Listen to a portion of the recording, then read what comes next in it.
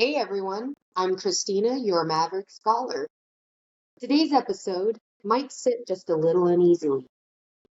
We're talking about the mess, not just the one on the news or online or on Capitol Hill or heck, even in your own house. I'm talking about the one that lives in us, the one we've gotten used to. In fact, I would even venture a guess that some of us are even addicted to it. So let's ask, what does it mean to be comfortable in the dysfunction? And what does healing even look like when chaos feels like home?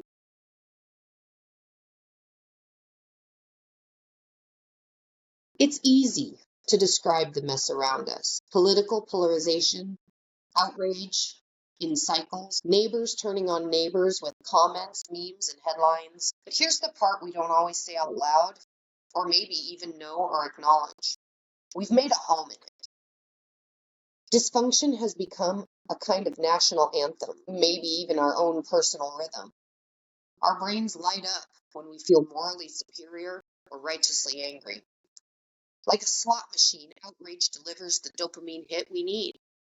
We scroll, we repost, we shake our heads, and sometimes even add our own 2 cents. Somewhere in that swirl of justified indignation, we find comfort.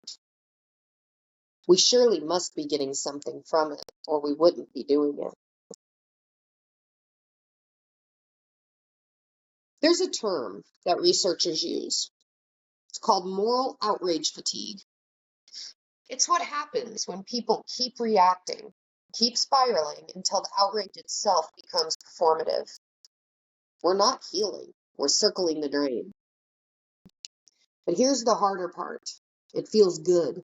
And anything that feels good, especially in the middle of a fear, loss, or uncertain moment, can become addictive. Like any addiction, the dysfunction becomes a coping mechanism. We bond over what we hate. We mistake certainty for clarity, and the louder our echo chamber, the more we feel like we're on the right side. The problem with addiction is we don't always see it. People who are addicts, people who are alcoholics, people who have a allergy, if you will, to substances, in the beginning don't often see it. You can't see it because you're in it. You're living it. You don't see your dysfunction. You don't see your poor behavior or the times you've been selfish and self-centered or self-seeking. We can't see it because all we can see is our sickness. We can see our need for the alcohol, our need for the drug, our need for whatever. Fill in the blank. I think sometimes people feel like that's not possible. Like you can't be addicted to something that's not a chemical. And let me tell you from my experience, that is completely false. That is a falsity that our brains can tell us and that we sometimes believe. I didn't believe it was possible to be addicted to the chaos and the dysfunction of social media until I tried to get rid of it and realized that every day I was waking up, immediately opening my phone and trying to find something to get mad about on social media. Why? Because I was too bored with my own life. My life was not going the way I wanted it to, and so to distract myself from it, I found things online to rile me up and give me that oomph for the day. Like I said, it's that dopamine hit, you know? This isn't new information. Rome fed the angry with bread and spectacle. Religious sects throughout history grew up the most quickly in times of upheaval. People crave structure when everything feels uncertain, even if that structure is built from rage. Ask any mythologist, any sociologist. When a system collapses, people don't always seek peace. They seek familiarity.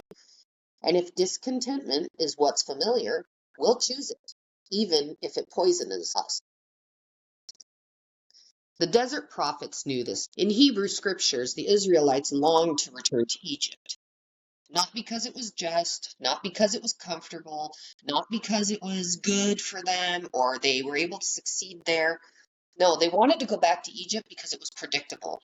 It was familiar in a different way. They were used to that chaos. They knew what to expect. They knew they would be treated crappily.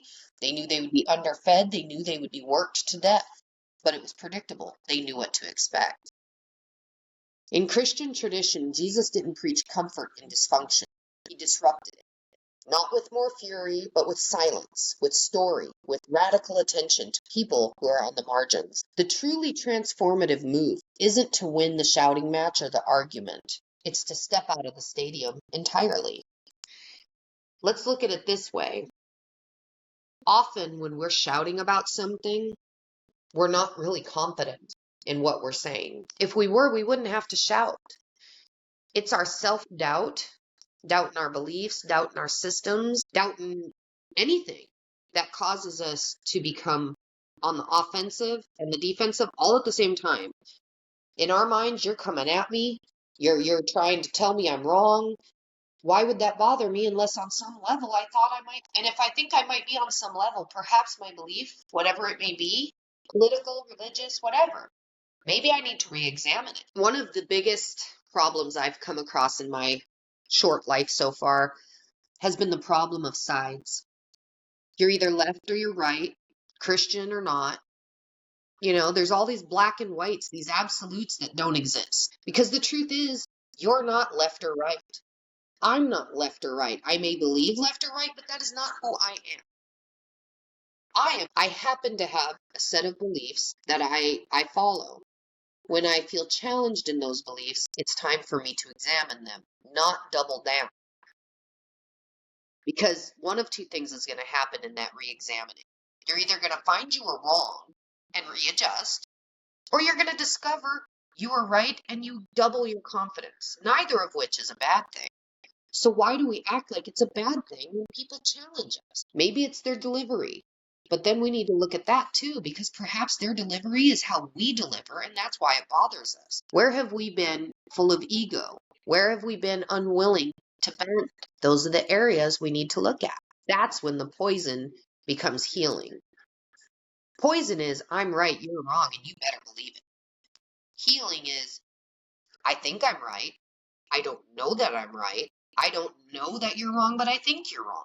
Let's dig a little deeper. The desert prophets didn't necessarily have it wrong. They weren't wrong in wanting to go back to Egypt. It was familiar, it was comfortable, but it was not where they were. The reality was you can't go back. Once you know, you can't unknow. Once you see, you can't unsee. You can delude yourself into thinking, but it's not true. It's not fact. So I have some questions for you, actually just the one, and it's not about politics or other people, it's about yourself. Where in your life have you grown comfortable in chaos? What dysfunctions are you quietly feeding because it's much easier than healing? Take a moment, take a breath, maybe write it down, come back to it later. The comfort in dysfunction is understandable. It's even human. But it's also a lie that we don't have to keep living. We can choose the rhythms of repair instead of reaction, curiosity over condemnation, quiet over spectacle, presence over platforms. Choosing not to fight isn't giving up.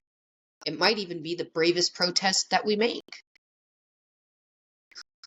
Thanks for sitting in the mess with me today. There are no easy answers, just honest questions. If something is stirring in you, write about it. Talk to someone. If you're feeling called out or called to do less shouting and more listening, you can start now. You don't have to wait. Share your reflections using hashtag Maverick Endings, or send me a voice note or a message to the email below, and where you're learning to be uncomfortable in the moment, just for the sake of growth. In our next episode, we'll be exploring what it means to truly forgive when trust has been broken, and what that looks like in the long term. How does repairing versus just sticking with the groove look? I'm Christina, your Maverick Scholar, and even here in the fracture, grace awaits.